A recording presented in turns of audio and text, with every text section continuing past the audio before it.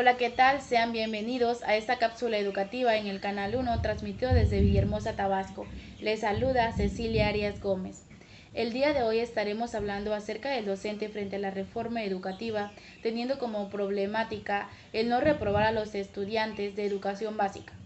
Si bien es cierto, una reforma propone mejorar la educación, y el papel del docente dentro de los actores educativos es apoyar a los estudiantes dentro de su contexto.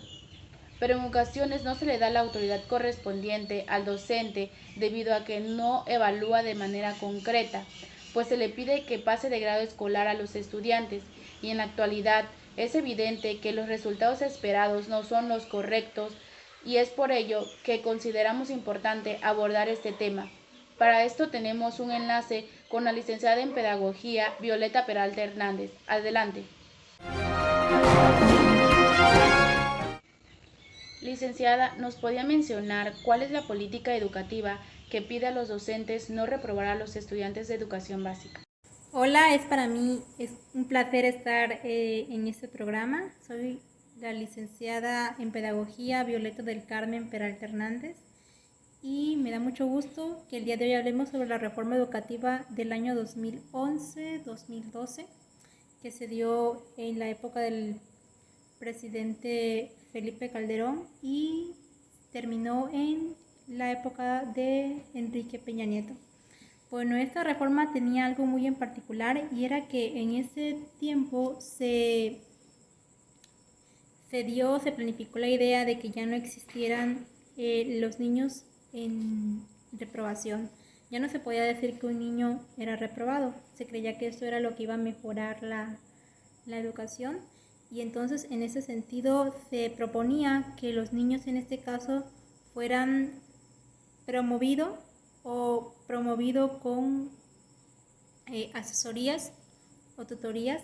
Este niño iba a pasar de grado, pero iba a tener que llevar asesores que le estuvieran poniendo al corriente de sus demás compañeros en las materias de historia, español, matemática, geografía y ciencias naturales.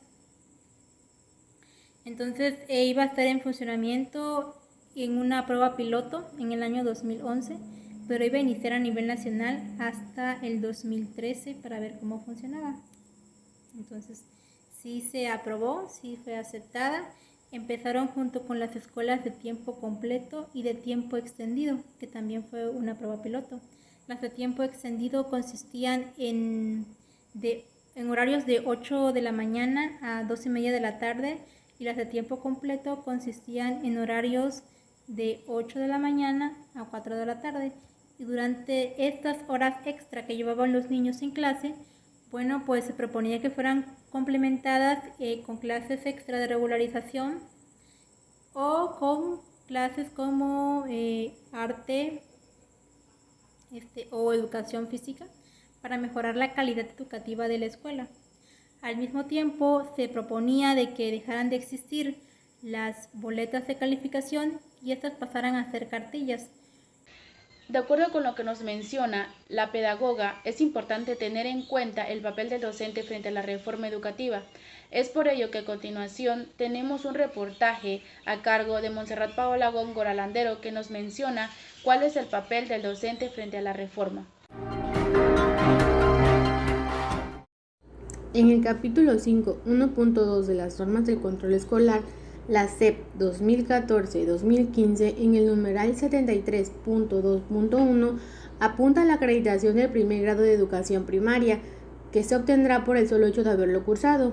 El docente explica que por la nueva reforma educativa es muy difícil que un niño repita un grado. Ahora los padres de familia tienen que firmar que aceptan que sus hijos no tienen los conocimientos para ser promovidos al siguiente año escolar. De no hacerlo, hay que aprobarlos.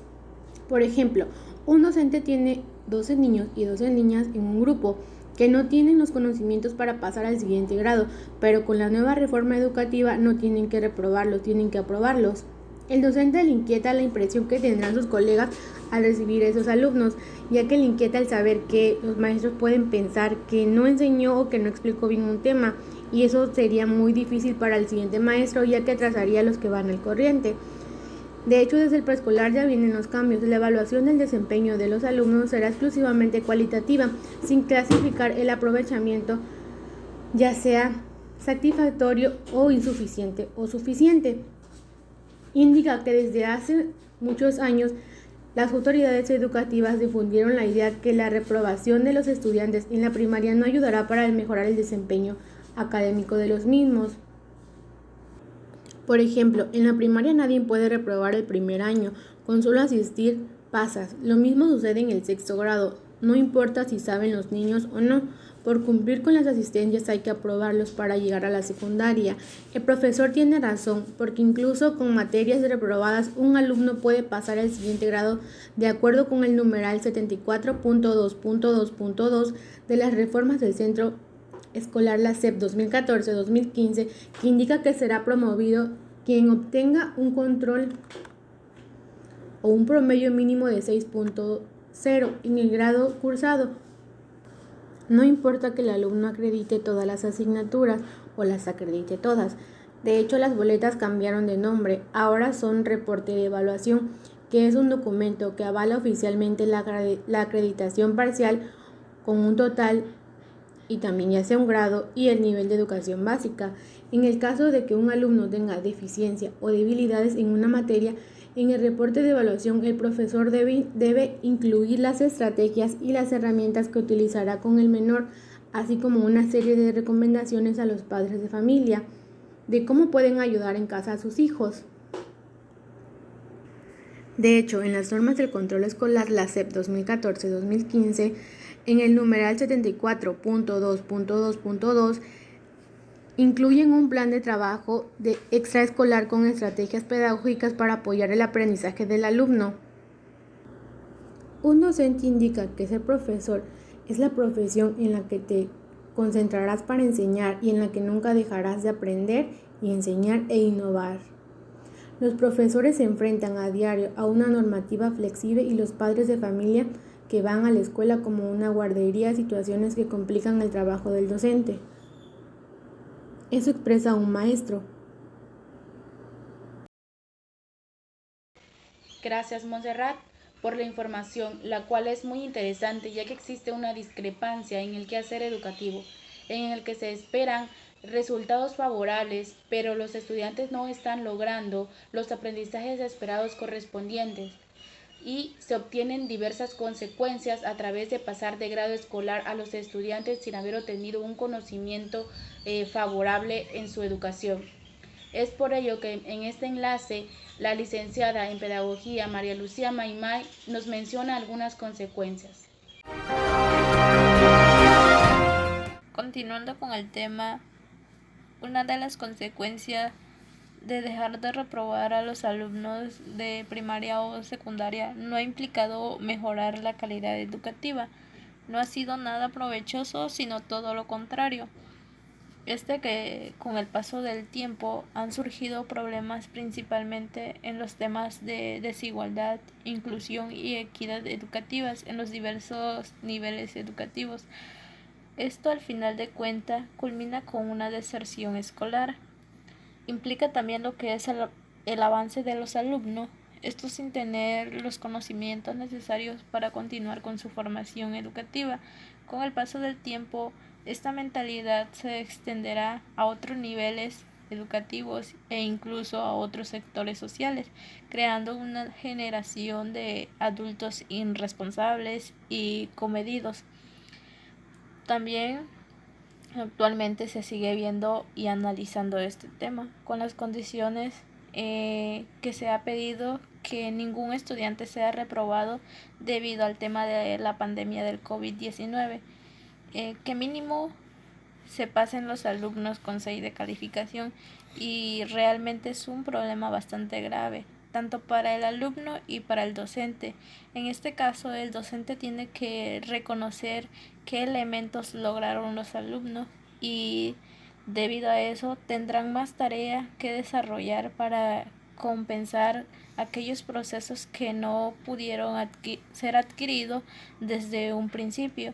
En realidad es un tema bastante preocupante que se ha estado viviendo desde hace muchos años y hasta en la actualidad. Hasta aquí mi reporte. Le agradezco el tiempo y los datos mencionados.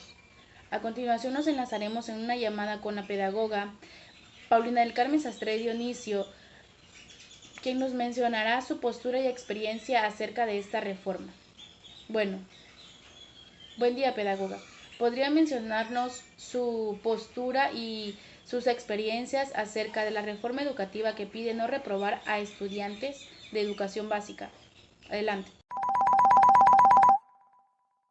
En la reforma educativa o hacia la institución educativa, que sería la Secretaría de Educación Pública, no optaba con dar ciertos lineamientos, sino más bien era destituirlos.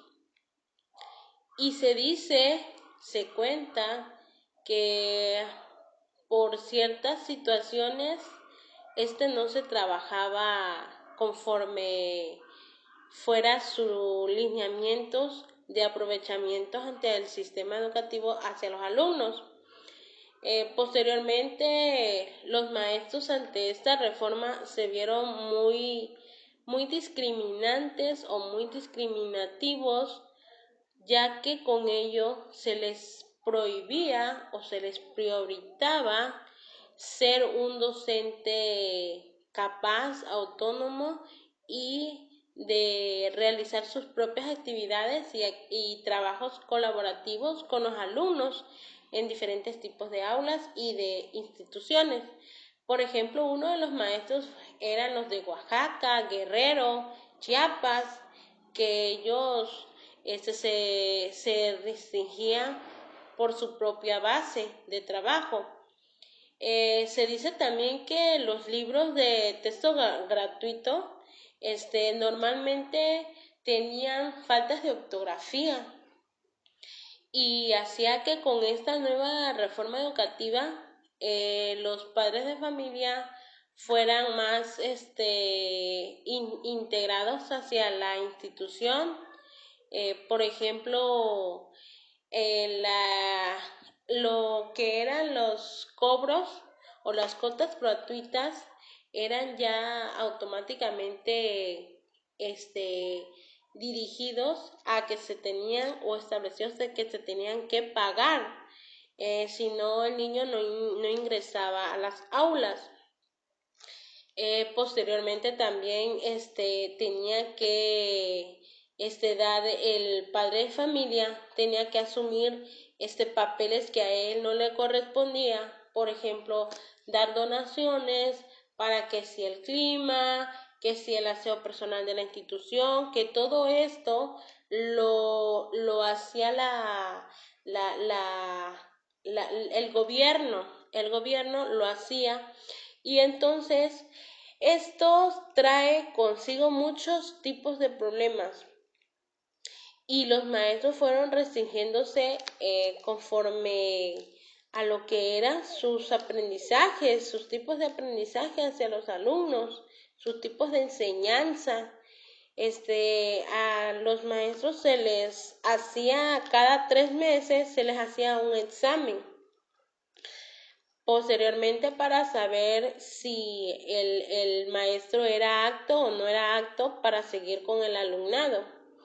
Y no veían que los docentes tenían cierta capacidad humanista, al cual ellos nada más les interesaba que enseñaran tipos de aprendizaje que básicamente no eran los que venían en los libros de textos gratuitos, y de hecho tenían que seguir un lineamiento de ya no era tipo integral, sino tipo social, que ya requería de ciertas limitaciones de aprendizaje, y obviamente que los maestros, los docentes en este caso, ellos tenían su forma de enseñar básicamente humanista, y se veían prioritados a hacer estos tipos de actividades.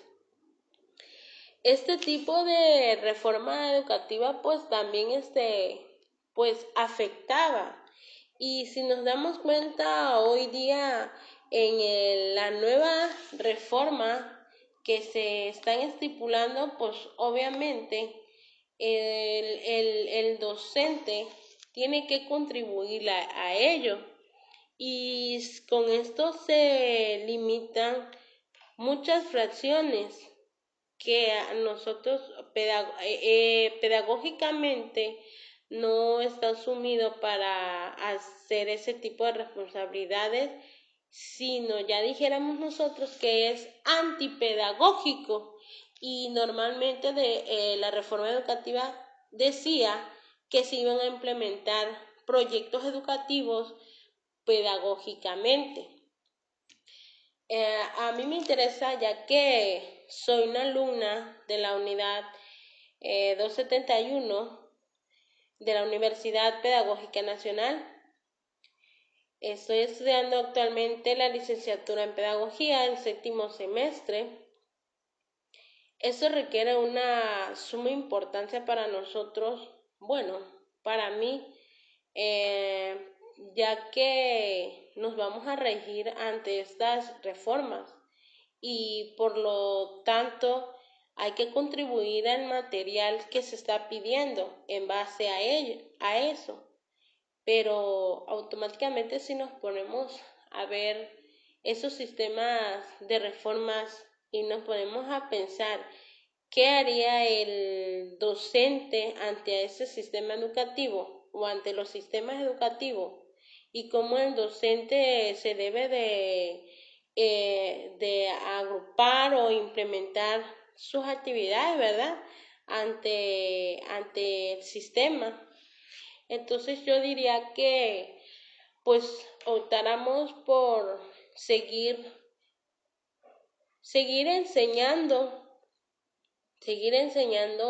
pedagógicamente, humanista, constructivista, que sea el diálogo entre alumno-maestro, maestro-alumno, para que todo fuera hecho realidad y en un futuro podríamos decir que la educación en México se está integrando hacia lo humanista, social y pedagógico, ya que aquí en México se están, por esas prioridades que se tiene ante las reformas educativas, pues automáticamente los alumnos pues no aprenden como deberían de aprender, y los maestros se delimitan a hacer esos tipos de enseñanza. Y en lo personal sería, pues de mi parte, sería una aportación más con este audio, ya que no lo hago solamente por ser una persona que se va a incluir más hacia estos tipos de lineamientos, sino lo hago más bien por los niños, o también por todos los alumnos de este país, para que puedan ellos rendir y en un futuro sea excelente para ellos y logren su sistema de aprendizaje que ellos requieren y sean fundamentados ante esta reforma. Muchas gracias, pedagoga, por atender nuestra llamada. Espero verla pronto. Saludos. Finalmente, pero no menos importante, el licenciado en Pedagogía Leonardo Daniel Álvarez Serrano nos mencionará algunas de las posibles soluciones que se pueden dar a la problemática que abordamos en este noticiero. Adelante. Implementó que en la reforma los alumnos tengan un promedio mínimo general de 6 para poder ser acreditados. La primera posible estrategia de solución que yo podría comentar sería que se elabore un ambiente de aprendizaje apto para que el alumno pueda desarrollarse plenamente en sus estudios. Con esto quiero decir que, por ejemplo, tenga lo que son herramientas a la mano, acceso a internet, a un área climatizada o con aire, tenga lo que son recursos que didácticos y material que sea a su alcance para que se le posibilite mejorar su educación, que no tenga distractores, que sea un poco más autónomo. La segunda sería que el maestro cree lo que es la curiosidad y el cuestionamiento en su propia clase, que haga la clase un poco más didáctica y entretenida para que al alumno le dé por incentivarse y que haga la clase un poco más didáctica y entretenida para que al alumno le dé por incentivarse y esta curiosidad le genere lo que es el interés. Otra podría ser que los estudiantes se les haga una evaluación diagnóstica para ver qué tantos conocimientos tienen, sus áreas de oportunidades, cuáles serían las maneras en donde se les puede apoyar y cómo estas estrategias se les podrían implementar a ellos, ya que pues investigando cuáles son las necesidades que ellos tienen o requieren, se puede llegar a buscar a través de una evaluación cuál podría ser el mejor método para ayudarles.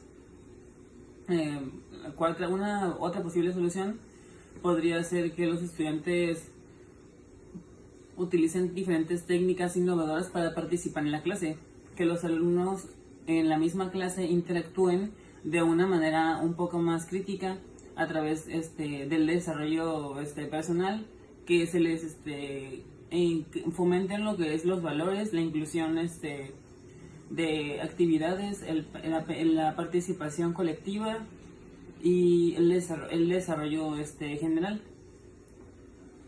Que a los alumnos se les fomente lo que son un poco de rezago educativo a través de una asesoría o tutoría como grupo focal, se le pueda apoyar de una manera más especializada y más personal para que así de esta manera se centre la atención en lo que es el alumno que tiene esta necesidad. Ya que como se sabe para evitar la reprobación está mal visto ya que no fomenta esta nueva reforma el ayudar, el mejorar el progreso, sino simplemente lo atrasa, ya que no se ve ninguna mejora educativa. Y pues sería todo de mi parte. Muchas gracias. Agradezco, pedagogo, cada una de las sugerencias que nos ha mencionado, esperando que las autoridades educativas también tomen en cuenta estas sugerencias para mejorar la educación. Agradezco de la misma manera a cada una de las personas invitadas a esta cápsula educativa, esperando que la información proporcionada sea de gran ayuda para nuestro público. Sin más por el momento, me despido de ustedes, esperando verlos pronto. Hasta la próxima. Recuerden, educar para transformar.